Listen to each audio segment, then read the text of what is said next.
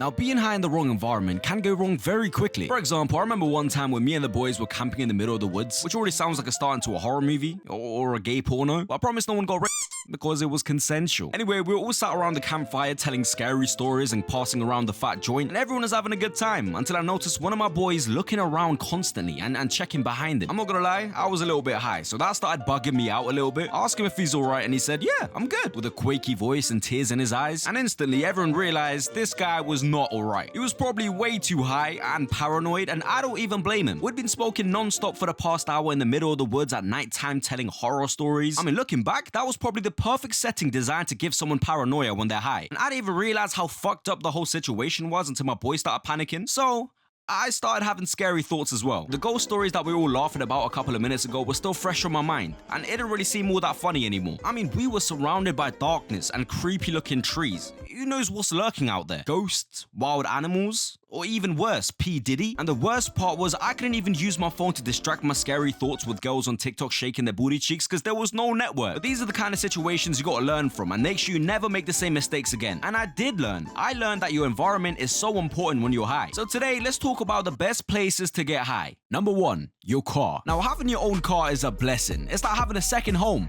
with wheels, which means you could drive to any spot with a gorgeous view and just smoke up, and no one can tell you shit. Well, except the police. Smoking up in your car is the best, because it's like your own little safe space. Are you tired of smoking in your city because it's getting repetitive? Okay, just drive to a different place. Are your parents at home when you want to light up a zoo? Okay, go hotbox your car. Is it too cold to be smoking outside? Okay, just hop in your car, turn on the heater, and just light up a fat doobie. Having your own car just gives you the freedom, man. Like, honestly, when I first got my driving license, I didn't even care about the whole, driving aspect. I was just thinking about all the places I could go to smoke up and have my own little hotbox machine. That's why I call my car the Ganja Mobile, because nothing really beats the comfort of smoking in your own car at any time you want. Number 2, the park. Let me tell you, bro, smoking a doobie in a warm summer evening at your local park is equivalent to getting a blowy from Ashcash. They both feel euphoric, and trust me, I know. When I go to my local park, there's a specific bench that only I could sit on, because it's my weed bench. It actually aggravates me when I go to my park to smoke up and I see someone else sitting in my bench, because it's my bench. I mean, I tried doing what dogs do and start pissing around the bench to mark my territory, but then they banned me from entering any other kids' park. I don't even know why. But yeah, man, smoking in your local park is probably one of the best places to get high. The sun is shining, the birds are chirping, the warm breeze is carrying away the smoke that you're exhaling. You're in pure bliss until you see someone jogging towards you. I'm gonna be honest, bro, I hate seeing people jogging when I'm sat there in the corner of the park smoking up a doobie, because I feel like an absolute nitty. They just make me feel guilty, bro. Like, I'm just sat there thinking to myself, damn, bro, this guy's getting his life together, jogging, bettering his health and expanding his lung capacity, while I'm just sat here in the corner of a park smoking a zoot like a loser, expanding my lung capacity to inhale more Mary J. Number 3,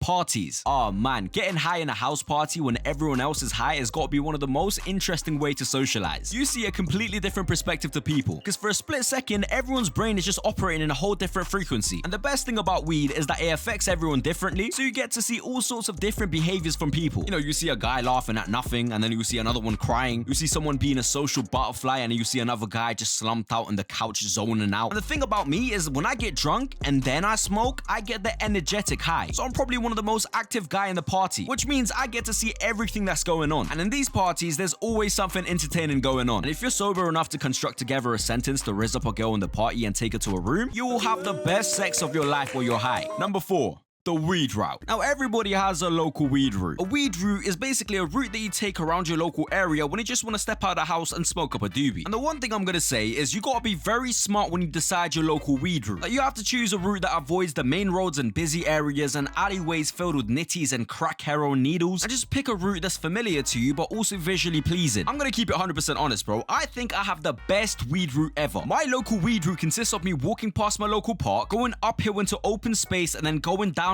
past the river, and then walking onto the woods back to my house. The walk lasts for around 35 minutes, which is perfect timing for me to finish my zoo, and everything about it is just perfect. Number 5, home. Sometimes in life, bro, you just gotta say fuck all this adventurous shit. I'm just gonna kick back and relax in my own house. Bro, there is nothing better than smoking up in a safe space where you could just let loose peacefully away from the world. Smoking in your own house just gives you the complete mental peace and bliss you need. Unless you live with your parents, because that's a whole different ballpark. Bro, imagine smoking up in your backyard and you're high and you're constantly paranoid about your parents coming home early. That would probably be one of the worst situations to be high in, bro, because you're playing with your life. See, guys who smoke up in their house while living with their parents probably walk around with a wheelbarrow to carry their big ass balls. Because me personally, bro, I would never take that risk. The only way I feel safe smoking in the house is if I move out and live by myself, or if my parents are on vacation on a completely different country. But if you're one of those brave souls who decide to have a quick smoke just because your mom's gone shopping, I respect it, bro, because I'd never be able to take that risk. I'll just be sat there paranoid about the smell and her coming back early. But once you move out and you have your own place, bro, no one can tell you shit. You are your own individual, bro. You don't have to worry about spraying your room with Febreze or jumping in the shower to get rid of the smell. No, that's your property and you do what you like. That's why, bro, smoking up in your own house is probably one of the best feelings. Anyway, that's all for this video. If you guys have any suggestions to any more videos you guys want to see from me, just let me know in the comment section below, because at the end of the day, I'm a YouTuber and my job is to entertain you guys. So if there's any specific videos you want me to make, I'll happily do it. And if you guys ever want to talk to me, make sure you go message me on Instagram. I'm responding to everybody. But yeah, I'll see you guys in the next video.